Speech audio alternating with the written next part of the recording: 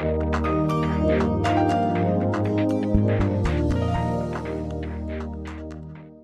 video merely introduced the screen projection operation method used to guide users to quickly use screen projection functions.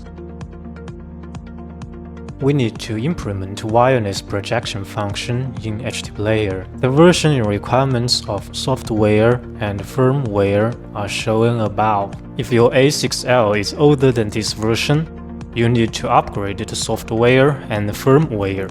The first step is open HDPlayer and connect your A6L. Then select Device Information, Wireless Screen Projection. Input the activation code to use this function, and please contact sales to purchase an activation code.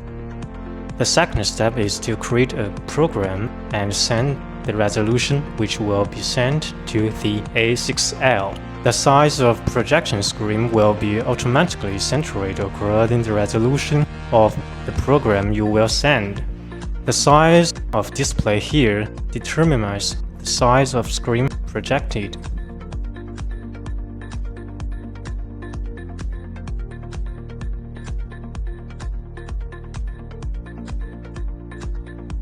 For Android users, scan the QR code of the activation and download directly. Visit eShare.app with your browser and select eShare for Android to download and install the app. iPhone users can scan the QR code to download directly. You can search for eShare in App Store to download and install. For PC users, visit eShare.app with your browser and select eShare for Windows or Mac OS to download and install the software. Method 1. AP Mode Connection. In HDPlayer, open Device Information and Wi-Fi Settings. Choose the AP mode and change the band setting to 5 GHz. Connect your phone to the Wi-Fi of A6L and open your eShare app. You will find the A6L in the list. Click on Connect to enter the main page of screen projection.